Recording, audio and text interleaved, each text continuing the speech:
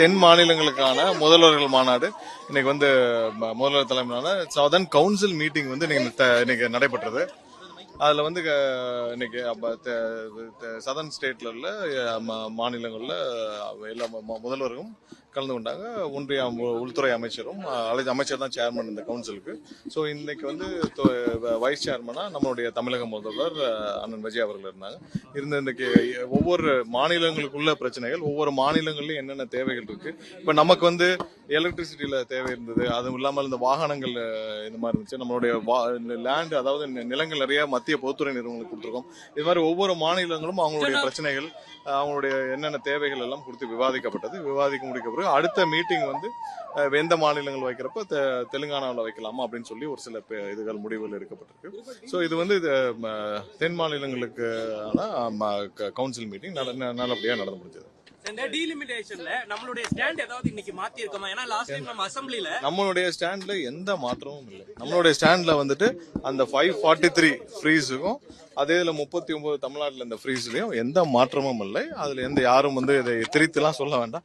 நம்மளுடைய ஸ்டாண்ட்ல எப்போதுமே எந்த மாற்றமும் இல்லை. ஆனா இன்னைக்கு ஃப்ரீஸ்ன்றது மாதிரி இல்லாம குறைக்க கூடாதுன்றத சொல்லிருக்கோம். அப்ப குறைக்க இல்ல அது இல்ல அதுல என்னன்னா நமக்கு நம்மளுடைய இது தானே 543 இருக்கணும். அதே பாதிப்பு இல்ல 39 ஃப்ரீஸ். இதுல வந்து எந்த மாற்றமும் இல்லை. சோ அதை நோக்கி தான் நம்மளுடைய எப்பயும் நம்மளுடைய ஸ்டாண்ட்ல என்ன சொன்னோமோ அதை நோக்கி தான் நம்ம இல்ல காவேரி விவகாரம் ஒண்ணு வந்து என்னன்னா ஏற்கனவே உச்சநீதிமன்றத்தில் இருக்கிற விவகாரம். உச்சநீதிமன்ற கண்காணிப்புல இன்னைக்கு காவலி மேலாண் ஆணையம் வந்து மானிட்டர் பண்ணி ஏதாவது இஷ்யூனா நம்ம வந்து உச்சநீதிமன்றம் நிறைய முறையீடுகள் பண்ணிருக்கோம். அதனால அது குறித்து இந்த கவுன்சில் விவாதிக்கிறது சரியா இருக்கு. அதனால அது குறித்து எந்த விவாதமும் இதில் நடைபெறவில்லை. இல்ல அவங்க வந்து பல வருஷமா சொல்லிட்டு இருக்காங்க. பட் இருக்கிற அணை வந்து உறுதியாக இருக்குன்னு சொல்லி உச்சநீதிமன்றம் பல குழுக்கள் வந்து ஆராய்ஞ்சு உறுதியா இருக்காங்க. நமக்கு வந்து அதிகபட்சமாக 152 வரைக்கும் ஏற்கனவே உத்தரவிடப்பட்டிருக்கு. அதுலயா இன்னும் வந்து தீர்வு காணவில்லை.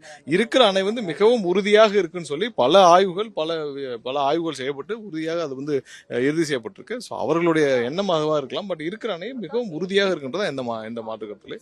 காவிரி விவாதத்தில் அது இங்க விவாதிக்க முடியாது. ஏன்னா அது ஆல்ரெடி உச்சநீதிமன்றத்தில் இருக்கனால் அது குறித்து இங்க விவாதிக்க முடியாது. அது குறித்து எந்த விவாதம் நம்ம முதலமைச்சர் சந்தித்து பேசியிருக்காரா? இந்த காவிரி நீரை கொடுக்கணும் அது மாதிரி கேட்டிருக்காரா? இல்ல இந்த கவுன்சில்ல காவிரி நீரை பத்தி நம்ம இந்த மாதிரியான கவுன்சில்ல அதிகாரப்பூர்வமா பேச முடியாது. ஏன்னா அது உச்சநீதிமன்றத்துல இருக்கிற வழக்குல இருக்கிறது. அதனால அது குறித்து இங்க எங்கேயுமே பேச முடியாது.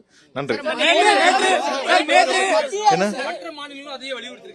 இல்ல டீலிமிட்டேஷன்ல நம்மளுடைய நிலைப்பாடு ஏற்கனவே அதே தான் நிலைப்பாடு. அதுல எந்த மாற்றமும் இல்ல.